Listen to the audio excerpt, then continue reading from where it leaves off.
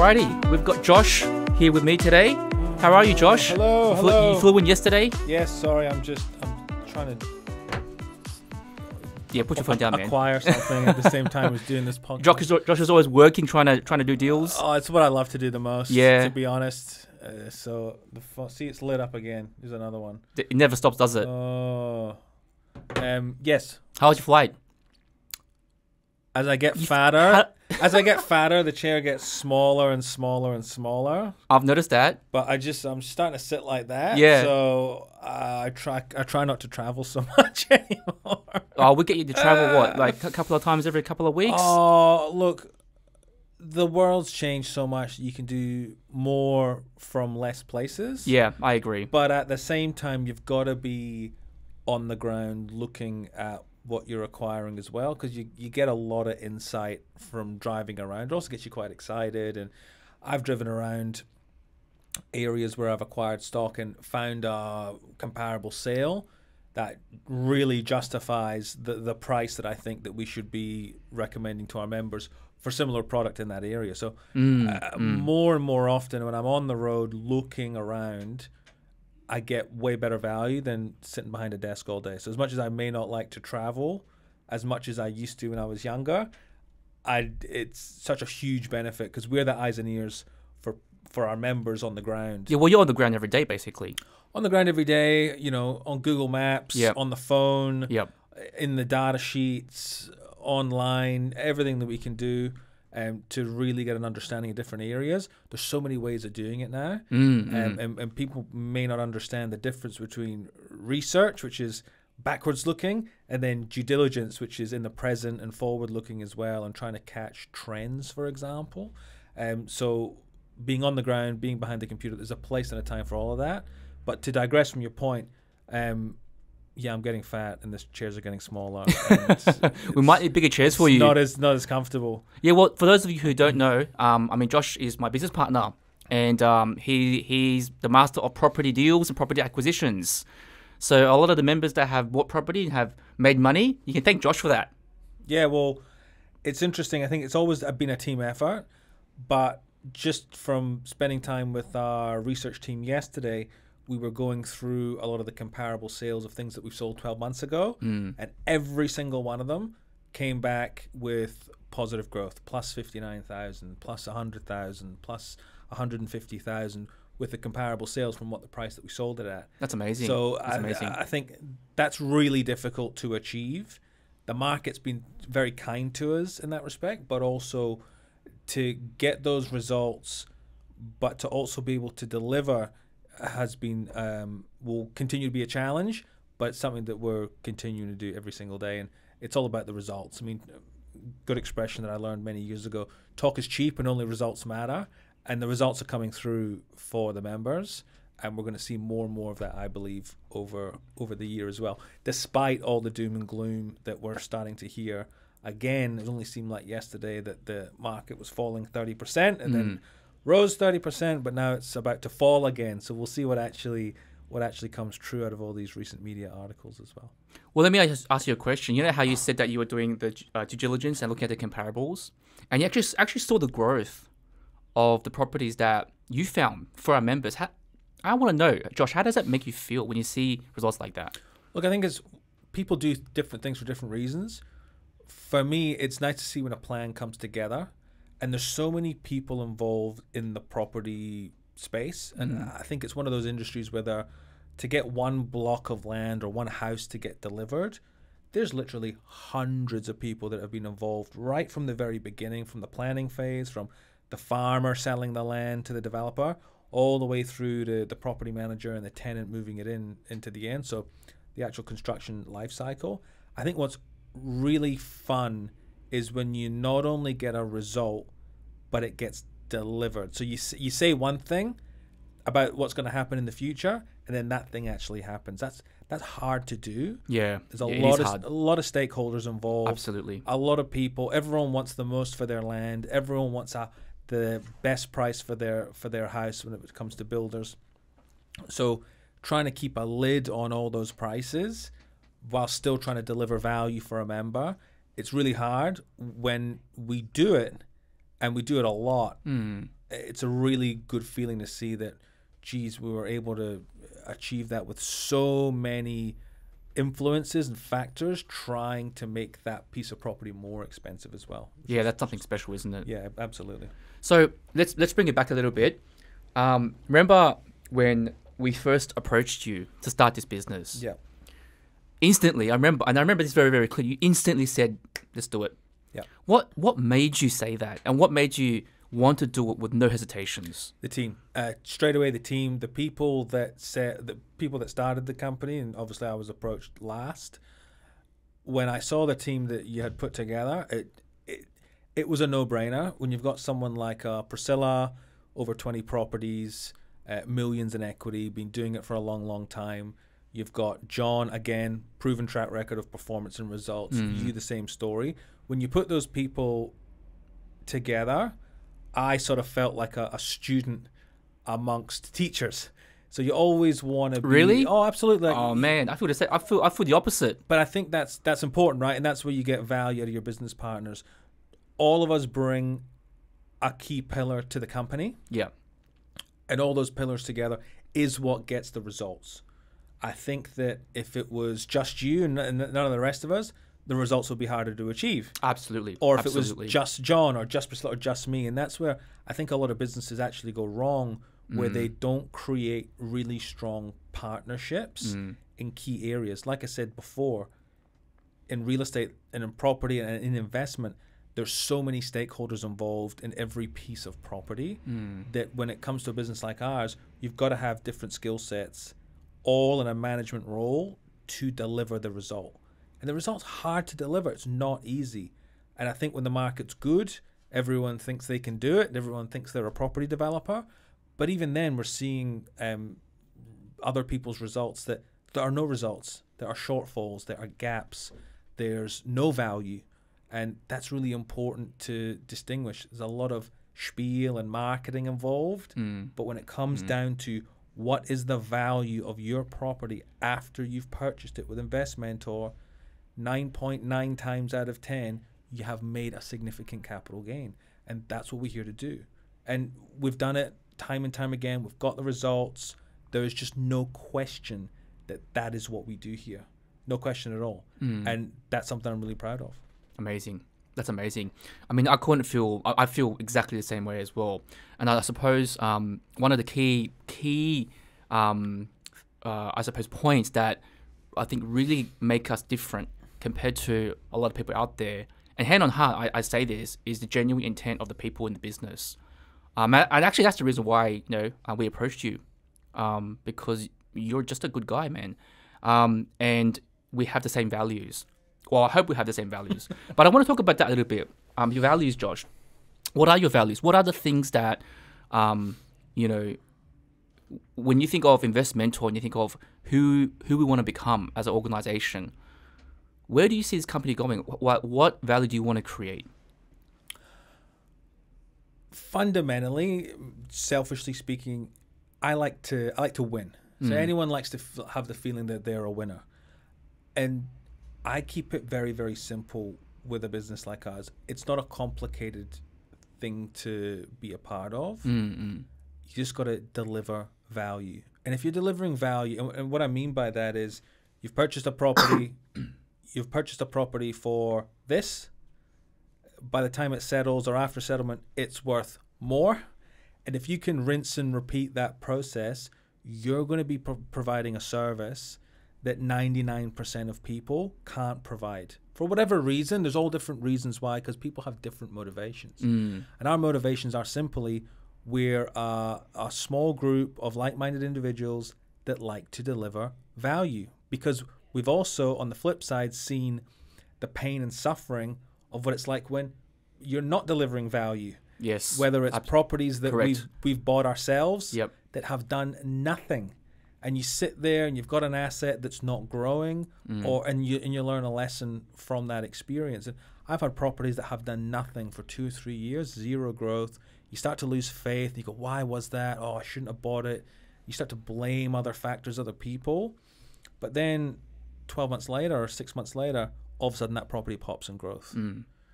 Or something happens to that property where all of a sudden it's really in demand. I mean, I think 2022 will be the year of the rental yield. Yeah.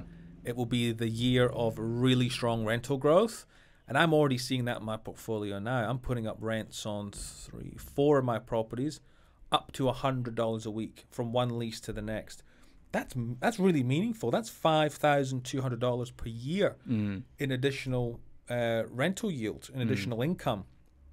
So I think that for a company like ours, if we keep it simple and continue to do that, continue to stick to the fundamental of value and delivering more for a customer than what we could ever possibly hope and dream for. If we keep doing that, we're going to have a business that's just going to run forever and be really successful.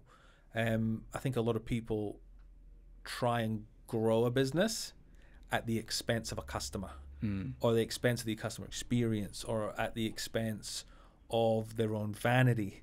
And I think for us, we've got some pretty humble people in the business where who they are as individuals has determined the result that we've got. Because we could have grown our business much stronger, much faster.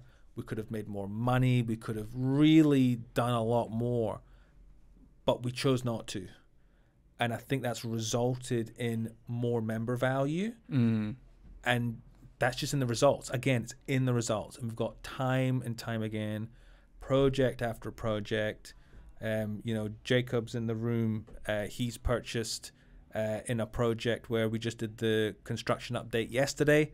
The same townhouse in the same complex on smaller land, just transacted for $510,000. What did you pay? $460? $490. $490 because you bought a big block. Yeah. The other ones in there, the smaller blocks, were $449. Smaller block than that.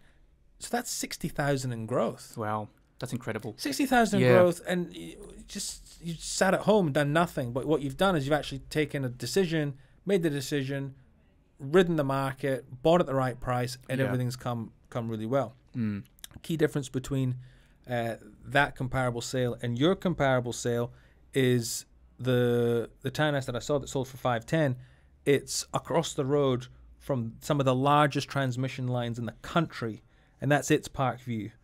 And Jacob's Park View on his one is overlooking northeast on a beautiful sort of open. Well, that's because you chose that one, didn't you? But it's a bit of a no-brainer. Like, I mean, Josh actually handpicks. If for those who don't know, Josh actually handpicks the lots on all the developments that we look at, and he makes sure that he handpicks all the best ones in a particular complex. And there's certain things about you don't want to be near power lines because of finance, and there's certain lenders that may have an issue. And with the thing is, a lot of people don't know this. A lot of people don't know it, and a lot of people fall in love emotionally with a property. Correct. I mean, I would never live in any of my properties.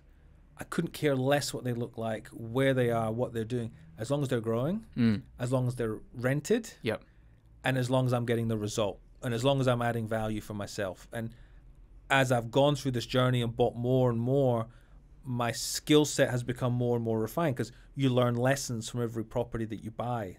Same with your portfolio, same with Priscilla's, same with John's. Well, we've all made mistakes, haven't we? All made mistakes, but we've also done a lot of things correctly. Absolutely. Well. And when you take all that knowledge and then you churn it out to a business like ours where you go, hey guys, we're not going to recommend these 100 properties for these 100 different reasons, but we've actually, out of that 100, we found 10 that we think are actually really good value. So it's like a funnel, right? You've got a very wide funnel at the top. Yeah. Heaps of properties go in it, and a very few properties that are actually good value get spit out at the bottom. And that's what we're trying to do every single day. And at the time of which we recommend it, we hand on heart believe really deeply in every single one of those properties.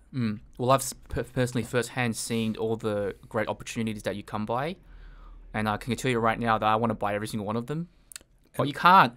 And look, you just can't. If we could, we probably wouldn't be recommending them to anybody else. Absolutely. Selfishly speaking. Everybody has a limit, don't they? Selfishly speaking. If there was a way for us to buy all these properties, we would have create all this value. And a lot of times we do. when we have the capability for it. Exactly. And Yeah. even the ones that we do buy, Yeah, some of them we face challenges absolutely. through the process. Like everybody else. Like everybody else. Yeah. And I think that's what really, I think, again, sets us apart a little bit, is we're in there, in the trenches, buying the deals that we find, creating the equity along with our customers. But one thing that I had to laugh about it the other day, otherwise I would cry. I'm looking at some of our customer portfolios, Yeah. and they're better than ours. Oh, absolutely. Some of those COVID deals. I've mentioned this in other videos before. I've always said that our customers' portfolios are better than ours because they've avoided the mistakes. But also, they've good on them for taking the action I agree. on some of those deals that even during COVID, those COVID deals were they were fierce. They were great deals. Yeah. And a remember lot of those. a lot of the uplift, a lot of the construction price inflation was prior. So during COVID, you were getting a really good deal on your construction cost. You were getting a great deal on your land. People were a little bit worried. Now we're in a different dynamic where there's still great value pockets, Yeah. but those pockets are becoming fewer and fewer and fewer, and they're in locations where you wouldn't think to go. Some places that we're recommending at the moment, 99% of our investors have never even heard of. Certain areas in regional Victoria, certain areas in New South Wales. These little spots where you've got your comparable sales or your value at here, but the price that we're able to get for our product is here. And that's the uplift. That's the data, the research that your everyday Joe Blow isn't going to do, doesn't know how to do it, but also doesn't have the thinking around what is a good investment property. Yeah. And that's what a lot of our members miss. And in the education part and the mentorship, that's what we teach them up to the point where we then show that recommendation. Go, this is what we've taught you. This is the recommendation. This is the knowledge in action. As you can see, wow, isn't this a great result in today's market? Yeah, okay. Amazing. One thing I wanted to touch on, Josh, is that you mentioned, it's a funnel, right? Like you said that it was a funnel, all the properties go in, and then only like a small percentage of properties come out at the end of that funnel. How do you personally select those ones? Like how hard it is actually to get that great investment opportunity? Because not everything that comes into the funnel is going to be great. You're going to get great, you're going to get bad, you're going to get ugly, and there are all sorts of different things coming in. How do you actually select the great ones? Look, it's one of those things where a lot of it's research when it comes to location, research and data for the location. Yeah.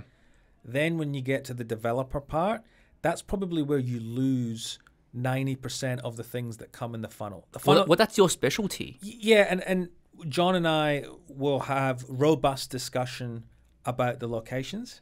We'll then have a really robust discussion about the different builders and developers we use. But 90% of those builders and developers are shit. And this is a lot of the research and due diligence that a lot of people don't see is 90% of developers, they're just not very good at what they do. They're not even, half of them aren't even developers in the sort of the traditional term.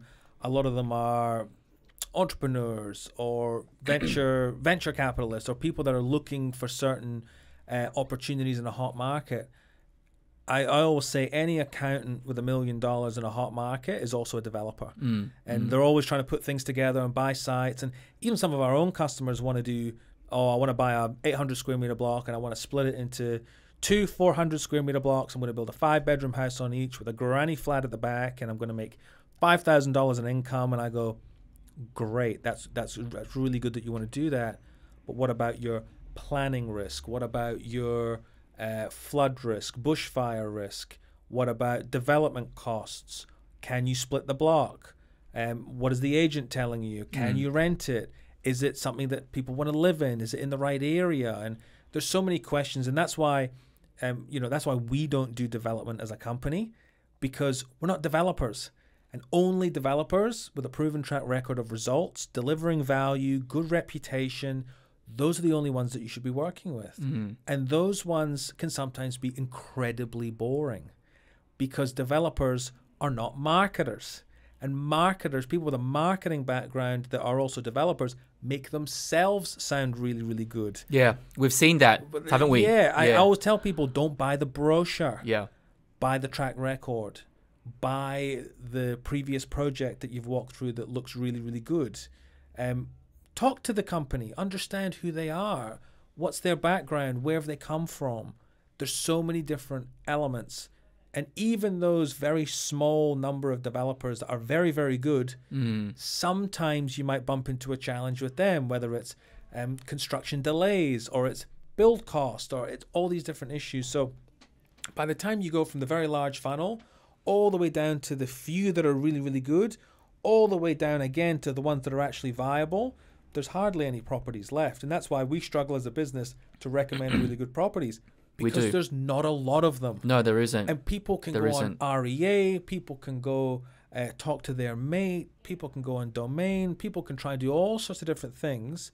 But when push comes to shove, there's very, very few really, really good opportunities in the country. And that's why not everyone makes as much money as they could if they actually went to a company like ours that does all the research and due diligence and actually really puts these projects through pretty strict, rigorous due diligence and research to get the best result. And like I said, time and time again, we've got the results to show for it, and that's what I'm most proud of here. Well, Josh, you've answered my question in a very, very comprehensive way. You mentioned something earlier, which was around having made mistakes in your own property portfolio, right? Maybe give us some insight around like what are the mistakes you actually made, and what insights did you learn out of that? Great one. I was actually talking to one of our members about recently is school zone. So I bought a house just south of Brisbane, and it was, from a data point of view and a research point of view, it was one of the best performing capital growth suburbs in Australia based on the data. And I thought, this one's a no-brainer. I'm going to do really well out of it. 4-bedroom house. But it was in a school zone that wasn't very good. And as a result, that hurt me when it came to tenancy, because all the families were moving across the road to the other school zone in the slightly inferior house. Yeah. But they were in the better school zone because that's what people care about. They care about good school zones. And that really hurt me from a rental point of view. Luckily, I've owned that property for 4 years now. And in the past 6 months, that's when I've had about 70 or 80% of that capital growth. So now I've made a lot of money out of that property, regardless of the school zone, but that hurt me at the beginning. So moving forward, every time I'm looking at a property now, I'm looking at school zone. Now, you don't have to be in the best school zone in the world, because obviously really good school zones are very, very expensive from a house price point of view. Absolutely. But you don't want to be in the worst school zone either. You don't want to be in a shit school zone. Yeah. So you've got to balance that out. And that's one of the lessons I learned. But what I love about real estate and that particular property is that time heals all wounds in real estate. And as a result, I think year 4 of owning that property, I got a huge capital growth jump and a very strong rental jump as well. So even though I felt the pain and made that mistake early, time really healed that wound for me. I still made capital growth. I'm still getting strong rental return. And to be honest, that property's never really been vacant that long anyway. Or at all. That's in Queensland, isn't it? Yeah. Yeah. You're originally a Queenslander from the Gold Coast? I'm originally Scottish. I know you're from Scottish Queensland. from Queensland. Yes. So when I moved here in 2008, I went to university on the Gold Coast. Then I moved to Brisbane, did a lot of real estate consultancy there, and then I worked for a little company called Elders, which some of the members may know. Yep. And then I moved to Sydney for 7 or 8 years, back to Brisbane, and then back to the Gold Coast again. So I've done a perfectly symmetrical move through all the cities, and a big fan of all those cities, and they've all got their different strengths and weaknesses in that regard. And you spent quite a bit of time in Queensland, quite a bit of time in Sydney. You've obviously got quite a lot of experience in development, right? You've been on both sides of the coin now. You've been on the developer side, you've been on our side. What do you see are the main key differences? And I know that most of your experience falls into development, but now that you're on this side, really helping members get those deals and negotiating with developers, how do you actually negotiate? How do you actually talk to developers? Because I know that's a completely different language, and it's a completely different world compared to what most people are used to. And you kind of have to straddle both because you talk to members as well, and you talk to developers. How do you kind of like bridge the gaps between the two? So developers are vendors. They're there to sell a product. They have their own passions and desires and all that sort of stuff. But I bring it back to the fact that just like our business, you deal with people. You don't deal with companies. Anyone dealing with a big company, you're probably going to have some sort of negative experience in my personal view. So when I'm working with a vendor, whether it's a builder or a land vendor or a developer of apartments, I deal with the person. And the way that the person deals with me pretty much gives me a really good insight on how good that project or that property is going to be upon delivery. If you're having a chat to a developer and all they can talk about is, what's the most I can get for my apartments? How much more are you going to sell them for? If they're greedy, what you can expect is potentially a poor quality project, and any promises made are probably not going to be promises kept. It's like when you meet someone and you just go, God, that person's a good person. Yeah. When you get that feeling, that's a really good place to start with a builder and with a developer. Not with a salesperson that works for a builder or a developer, but the owner. And a company like ours, we have the privilege of dealing with some pretty amazing business owners of building companies, of land development companies, of apartment companies, people with genuine vision, people that want to contribute to the landscape. And that's something that one of my sort of personal goals is to contribute positively to the Australian landscape. Because it's such a beautiful country.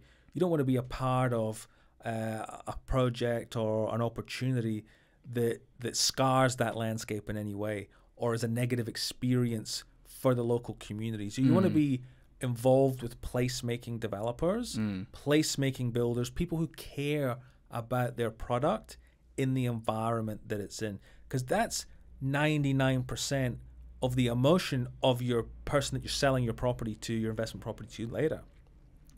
If you're buying a bare bones, ugly house on a shit street, but you're doing it for investment, you're never going to offload that property. It's going to be so hard. You're going to have to wait for a hot market where people are willing to make sacrifices. But if you're buying in a really beautiful estate where the land developer really cares about the landscaping, the width of the streets, the signposts, the little trees, they've got very high design covenants, and then you're dealing with a builder that really wants to make sure that the outside of that property is beautiful with nice landscaping, and inside it's got all the fixtures and finishes that a family would want, or whether it's a slightly higher ceiling or nice garden outside or whatever it might be. If you've got those ingredients, you're doing pretty well for yourself just to start off with. If you've then bought that property in an area where we see strong capital growth upside, then you're doing even better than everybody else. So coming back to your question, dealing with good people, you're probably going to get a good result, because when challenges come, and they inevitably do, when you're dealing with that really nice person, he'll share that challenges. He or she will share that challenge with you to resolve it. That's a really good point. Because it's not really always good. It's not always good times. Something might happen. You might have a leaky roof or a broken tap, or the good bloke is going to go and fix it for you based on our group buying power, based on our relationship and all that sort of stuff. But the greedy developer or the greedy builder who doesn't do a very good job isn't going to give you the time of day. And I think that's important, where members who come into our company, into our membership, they're one of 200 or 300 or 400 people that are doing business with that one builder. And that's the commercial reality of it as well for the builder. They don't want to lose that business, and they want to make sure that that ongoing relationship on a volume, on a large scale, really is a smoother relationship for them and for us. Well, you're put into a very unique position, because you get to actually have those behind closed doors conversations with people. You mentioned that there are bad people out there, there are good people, and you get all sorts of different characters. People focused on nothing but money and profit. Others focus on value. The everyday person is not going to have those conversations.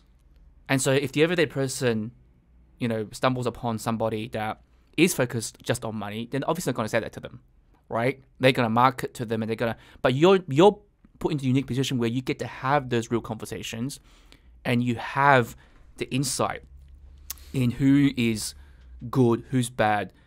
You don't have to name names or anything like that, but just let us know of an experience you may have had in the past where you felt, man, these guys are horrible. And just maybe an example without naming names, without naming. There's been so many, and that's why I come back to the point of 90% of developers are shit, because a lot of them. And that's scary. But I think that's actually scary. It's scary, but it's also developers take a huge risk to deliver buildings and land and all that sort of stuff. And at the end of the day, they're selling a product, and they want the most amount for their product. I agree. So, 100% agreed. I think the ones that may not want top dollar come from a different mindset. They're actually here to make a positive contribution to society more than what they're making on the particular townhouse or whatever it might be. Yeah. But from my experience, you can find that out with a few basic questions in the first 5, 10, or 15 minutes of any conversation. But that's with a new developer. The development industry, the building industry, it's a very small industry. Everyone pretty much knows who's good, who's average, and who to stay the hell away from. It's like when you're buying a new car. You know that your Bentleys and your Ferraris and your Lamborghinis, they're good cars. You know that your Holdens and your Toyotas, they're pretty good. But then, the car that's coming out of Russia is probably going to be a pretty shitty car, and you're probably not going to buy that car. And if you buy it and it breaks down and you get burned, that's probably your own fault. So for a company like us, we're not trying to work with everybody. We only want to work with that elite 10% of developers who hold a common vision to us. Now, there'll be businesses that do what we do that have a common vision with the other 90%. And that's good and that's great, and go for it, and everyone's free to do whatever they want in this country. But we want to align with the top 10% based on a set of values and a set of visions, a set of values and some vision that really demonstrates what we're about. And I think, having run the business now with all of us for a little while, we sort of know who we are. We sort of know what we want to achieve. We sort of know where we're going. And as a result, there are people in property, and there are land vendors and builders and developers that will want to work with us because we're aligned. Well, we align in values. We align in values. And as long as you're aligned in values, and you know who you are, and you know what you want to achieve, you'll get the result that you want to get. Yes. And I think we're getting the results that we want to get for the members, which is growth, which is a smooth settlement experience, which is a great handover to the property manager so you can achieve a great rental result. We're then checking in with that property manager a little bit later on going, hey, can we move that rent up? How can we squeeze an extra $5 to $10 a week out of that tenant? Because if you're doing that 3 or 4 times in a 4 or 5 year period, you're talking thousands of dollars. And a lot of people who interact with their property manager, the property manager will say to them, oh, it's a good tenant. Let's put the rate up a little bit and we'll just keep the good tenant. I had this experience recently with my property manager where she said to me, hey, look, I'm currently getting $500 a week. It's a good tenant. Let's put it up to $530. And that's a good strategy for someone who's playing a conservative strategy. But I went online and looked at the properties available in the area, the rental properties. There was practically nothing. The cheapest was $620 a week. I thought, oh, okay, I can get $580 a week. I'm currently getting $500. Yeah. Let's move that tenant out. Let's put a new tenant in. Let's move it to $80 a week. $80 a week times 52, whatever that is, times 10 years. That's a lot of money I'm leaving on the table. Yes. And as an investor, I need to be sitting down and to be looking at my land tax bill, my rates bill, my water bill, and go, well, what's right for me in that situation? And that thinking and that methodology, we apply that to all of the properties that we've recommended to our customers. So what we're doing is we're multiplying that thinking with the 400 or 500 members that we have over all of their properties, that's hundreds of thousands of dollars in value uplift by just asking one question to the property manager, which is, how can we move that rent up a little bit? How can we create some competition for our rentals? Because we get group buying power with our builders, we then get group power with our property managers as well. That's true. That's actually quite true. And then all of a sudden, you're just not one customer talking to one property manager. You're 100 customers talking to one property manager in a specific area. Absolutely. And then we can control the rental in the market as well. And these sorts of things, if that's your values and that's what you actually want to achieve, you want to achieve rental growth because you want your member to get a better rental yield and put money in their pocket, you're going to spend 5 minutes on the phone with the property manager, making sure that they're putting that plan in place. Yeah. So that sort of value, again, it's about capital growth, it's about rental uplift, then it's about, how do I get the best deal on my legals, how do I get the best deal on my landlord's insurance, and all of a sudden you're saving someone heaps and heaps of money, and they're having a really good experience, and then they're referring their family and friends, and you're helping them, and then you're creating a community of like-minded people all day, every day. Yeah, yeah. Josh, we'll be talking about property for a long time, and deals and the market and development, all of that. Let's change it up a little bit. Let's talk about Josh. Let's talk about what because I want our members to kind of get to know our staff as well and who you are a bit more personally as well. If you don't mind sharing a little bit more about your personal story. You've been in Australia for how long? Since 1st of September 2008. So what was the reason for you coming to Australia in the first place? Google. I searched good universities in Australia into Google. Yeah. The first one that came up was Bond University on the Gold Coast. Yeah. It's the only university I applied to. As a result, it was the only university I got into. I got my. They said, "Oh yeah, you can come," with terrible marks. My marks were shit. They let me in and never left. And so what did you do in university? What was the course? I did property and sustainable development, so green buildings and that sort of stuff. I really enjoyed my time at Bond, but it was not the learning experience. It was more of the who you met and who you knew and all that sort of stuff. And that's what I took out of university specifically, was all the contacts that I made, all the friends that I made as essentially a new migrant to the country. The education was great, but I think the learning that I took from it was get out there, get into your space, make as many friends as possible, especially like-minded people in the industry. And we're still working with those people that I met at university today, and they're all in different positions in the industry, whether it's in property management, whether it's in development, whether it's in finance, and all that sort of stuff. So that was really enjoyable. So you knew that you want to be in property at a very early age? 10 or 11. I mean, I was really lucky in the sense that I knew what I wanted to do when I was super young. Yeah. A lot of people these days don't know what they want to do. Well, that was me. Well, that's fine too. Yeah. I mean, everyone's different. Everyone finds their calling at different times in life. I just always knew that I wanted to. I think my mum asked me when I was really young, "What do you want to be when you're older?" And I just said, "I want to be a millionaire." And she's That's a good answer. Yeah, that's not a job. That's a great answer. I said, that's not a job. Well, I says, well, hopefully, a job will come of it. Yeah. And I think that real estate was one of those things where I saw family members flip houses and just do things here and there, and it looked creative and it looked fun. And I think it was sort of the creativity part in the role that I'm in now. It's a creative role. It's creative in a business way, in a due diligence way, in a deal making way, and it's always fun when a deal comes together, especially when you've been creative, in order to achieve that outcome. Some of it can be boring. It can be just put this together with that, and it's good value, and let's move forward. But sometimes you really have to be creative, and that's probably what I like about the role the most is the creativity.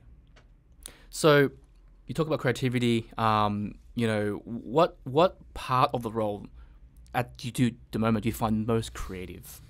I think the creativity element comes in where it's the funnel element. So you've got the big funnel, you have all the areas in Australia, it funnels down to that key couple of areas that we think are really good value relative to the comparable sales and the research infrastructure, due diligence. But it's then when you're in the area, it's the creativity of, right, well, shit, where do we go now? Is it that land estate at that price? What's the build price going to be? How do we put those things together? How do we drive that price down? How do we get the best value? How many can we get? So it's more the creativity, but also the process of making it all happen, but then waiting 12, 18 months to finalize it, to go, we were right about that one. That one's done really, really well. So creativity comes down to, is it the right floor plan for the market? Is it 4-bedroom? Is it 5-bedroom? Is it 3-bedroom? Can we do a granny flat? Can we get side access? Is it an area where people like to have boats? This is a really interesting one recently where we're looking at 15-meter wide blocks so we can have boat access, because most people in this particular area, the suburb, enjoy having a boat. So when it comes to renting, is that like a waterfronting estate or something? It's coastal area. Nice. And it's a small, so 15-meter wide blocks. You can get the right size house. Yeah. To then give you access to put a boat upside of the property. And this was the actual development you're looking at? Yes, this was some blocks we were looking at, some blocks of land. So any ideas when they're going to come online? Oh, jeez. If the price is right, hopefully soon. Nice.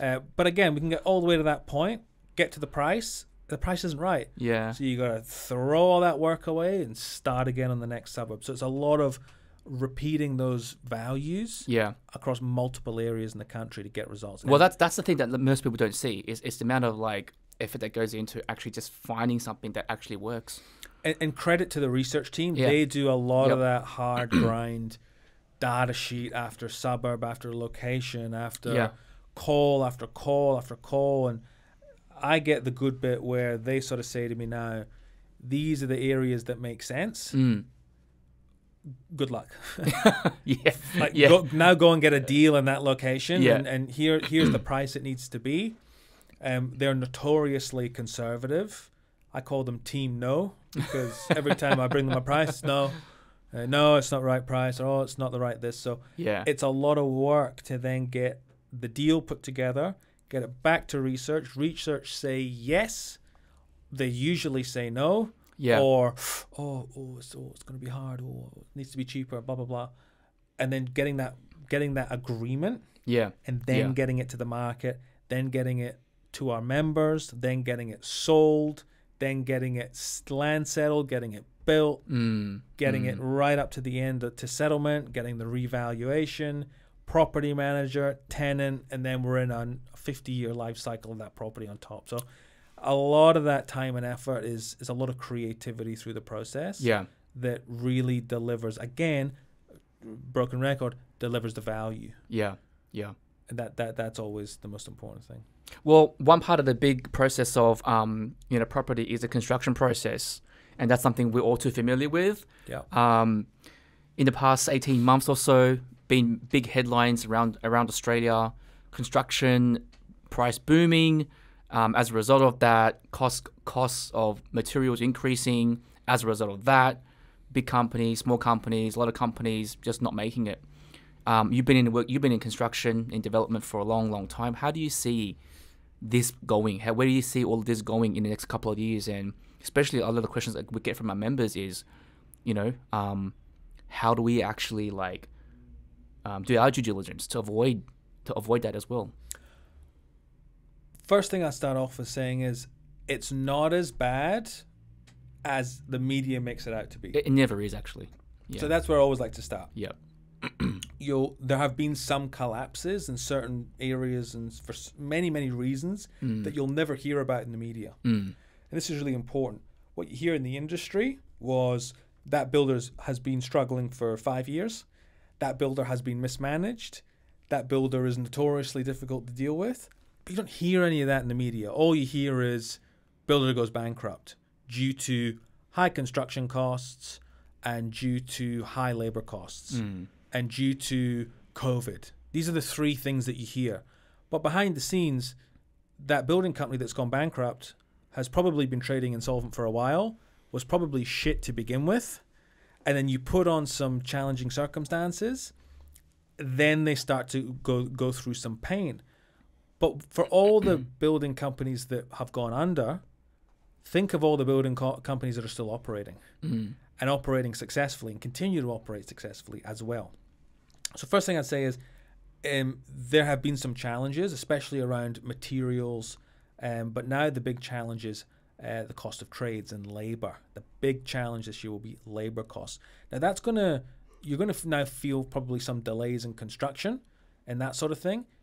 That's just part and parcel of the fact that what you bought 12 months ago or 18 months ago has grown so much in value. That block of land that you bought 12 or 18 months ago has gone up so much that yes, there's a delay. Yes, it might be 6 months, but just come back to what you've bought and how much that's grown to begin with as well. So these are growing pains. Inflation is a growing pain. That's actually a good point. It's a byproduct of the unprecedented growth that has been achieved as well. And yeah, members should take. And I think people need to see the positive side of things. It's not the positive as well. side. You got to balance it out with balance. Yeah, it's a balance, isn't it? It's balance. Yeah. And at the end of the day, if you've got to wait a little bit longer, but you've made your 100,000 or your 200,000, then wait a bit longer. Yeah. And I think it's important to take a really balanced view on this. A lot of people that haven't experienced this before are probably worried about it. Yeah, absolutely. Rest assured, I've had it twice. I've had it happen to me twice in the past 12 months where either a builder or a construction cost has come in higher than what I had previously forecast, and I have personally lost out on those opportunities. However, because of the country that we live in, we're very safe, very highly regulated. Got my money back. I'm now going to take that money and put it into another opportunity because I'm in an opportunity mindset. I'm looking at opportunities all day. Those properties may not have turned out the way I'd hoped that they would have. Yeah. But that's all right. I'm in my 30s. I've got many, many years to find many, many more opportunities. And there's always a good opportunity at any given moment in time. I'll give you a great example. I bought a block of land, bought the block, had a cost in my mind for the building. I didn't sign a fixed price contract when I bought the block. I just bought the block. It was a great area. I was really lucky to get this particular block. I then went to get a build price. Build price came in way too high, way more than what I thought it would be. But as a result of that, that block of land had gone up significantly in value. But because now, as an investment, it didn't work for me anymore. But because I bought in a premium area in an owner-occupier location, that block price had gone up and that block's in demand. So what I'm doing at the moment is I'm actually offloading that block. And I'm going to offload that block for a profit. So you tell me if that was a success or a failure. I'd call it a success. I'd say success. Yeah, absolutely. Because I bought a blue chip piece of real estate. Yeah. Even though I only bought half of it, I'm still going to get out of that particular deal at a profit. So what you're saying, Josh, is even though things can go wrong, you got to balance that out with what has gone right as well. Yeah, but spot on. But I'd even add to that a little bit more, because in the very unlikely event that it does go wrong, and I mean very unlikely, you think of all the properties that are currently under construction in this country, and you subtract the building failures, the number of properties that, I'd say is less than 0.5%. And that's just me sort of making a number out of the sky. But I'd say the actual number of properties affected, very, very, very tiny. But the companies that have been affected, I would say that are probably poorly run to begin with and should have gone under, even though that has caused some pain for people. As investors, we need to dust off, regroup, and then move on to the next opportunity. Because every day, even a company like us, we come across opportunities every single day. And just because that one at that moment in time has not gone ahead, there's going to be an opportunity now at this moment in time that still represents great value, that still gives you some comfort that you're on the right path to achieve your goals. and just jump into the next one.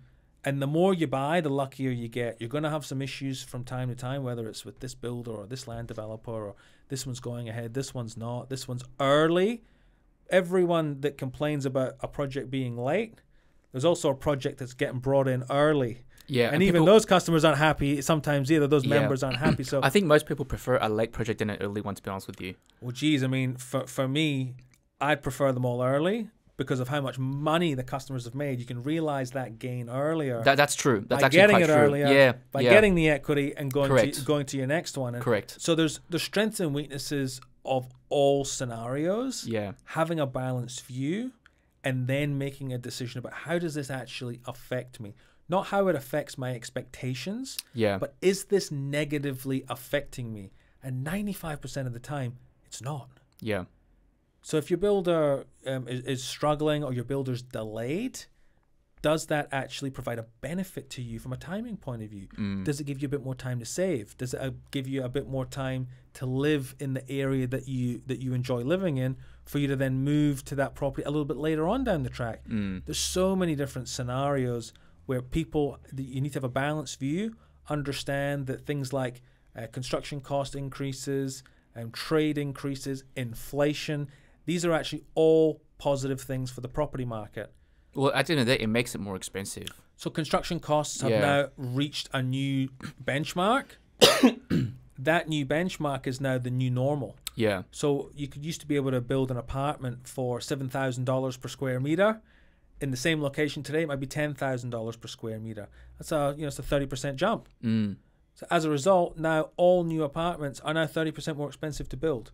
Geez, I wish I'd bought 5 apartments 10 years ago. Yeah, tell me about it. Just based on the replacement cost alone. Yeah. So there's all of this opportunity thinking versus the fear and ignorance thinking. Yeah. And people need to realize that out of every bad situation does come positives. And you need to assess those positives. And if they outweigh the negatives, you're still in a much better position than someone who has done nothing. That's the most important thing to remember. I couldn't agree more with that statement. Action taking is probably the most critical thing. Inevitably, people will make maybe some mistakes here and there. It's not a 100% strike rate every single time. The question is, we talk a lot about helping members. We talk a lot about managing risk for our members.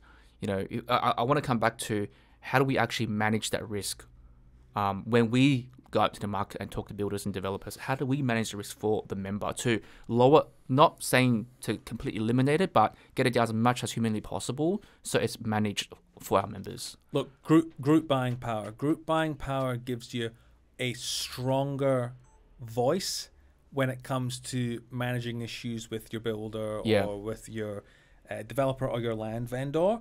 If you are an individual customer talking to an individual employee of that building company, of that land developer, of that builder, that doesn't carry the weight of, hey, I'm an Investmentor member. I'm one of 100 people that do business with this particular company. As a result, we're expecting a above and beyond result for this issue. Sure. Whether it's more clarity, whether it's the real story from the business owner directly, the builder, and all that sort of stuff. That's what you're getting as a key point of difference. I'm hearing a lot of young first home buyers, young families, couples, singles are buying brands, big builder brands, and dealing with Barry the salesman or Linda the saleswoman, and they're getting sold a great story about we're this company, we're so big, we're going to deliver an amazing result because of our brand, and then they're getting their contracts torn up, their money handed back to them because that big brand, that big company can't actually deliver that home anymore because of what Barry and Linda said. But when you come to Investmentor, I'm dealing with the owner of the building company. You're one of 100 members, 200 members that work with that building company. As a result, we get that economies of scale that enable us as best we can to reduce the risk as much as possible. At the end of the day, we're here to reduce the risk as much as possible to give you the best return on your investment. And that's essentially, again, what we do, trying to deliver that value. And delivering value is reducing risk as well. So essentially what you're saying is, Josh said, we have a bit more leverage We have a lot more leverage. We've got a lot more leverage. A lot more leverage Yeah. over the relationship element. Yep. As opposed to you're buying one house every 20 years. Yep. Yep. You have no relationship. You have no leverage. You're a number. You're a job number. Yep. In a builder's construction pipeline. Yeah. That's pretty much who you are. And as much as that salesperson or whoever it might be is going to make you feel special at that moment, building your dream home, Yep. you're just a job number. Yep. On a spreadsheet, in a file, on a computer. Mm. When you come to Investmentor, you're a valued member. You're one of 100, 200, 300 that might be working with that one builder. You're going to get some level of transparency, of help. At the very minimum, you're going to get us as an advisor through that process. And if you've never done it before, I've built over 1,500 houses. Not myself with my own bare hands, but I've managed that process through multiple builders, through multiple states, in multiple different market conditions. And I can tell you that experience is not something that you're going to be able to recreate or somehow manufacture with the salesperson at the big builder. Because even they're a number. Yeah. In these big businesses, they just turn into big accounting businesses where it's money in, money out. And when you're working with a certain builder that Investmentor will recommend, it's all about that relationship with the builder, relationship with the person that owns the business that's going to give us the best result. And that's proven us time and time again really, really successful in that regard. Yeah. Okay, Josh. Well, look, that's been great insight, mate, for your life and your career and what you do to help members out. So thank you for coming on. One final thought to the members. What would be final random thought from Josh's head? Stay consistent. Keep up with your goals. Check in with yourself. Be really hard on yourself. Am I achieving what I set to achieve with Investmentor? Am I getting the result that I wanted to get? If you're not, fix whatever issue there might be, but remain consistent and just get it done. Stick to your savings plan. Stick to your goals. Don't let self-doubt get into your head. Things are going to be good. Things are, from an economic point of view, things are always more likely to be better than they are to be worse. And just keep the faith, keep moving forward, stay consistent. Awesome. Thank you, mate. Thanks, mate. See you, mate. All right.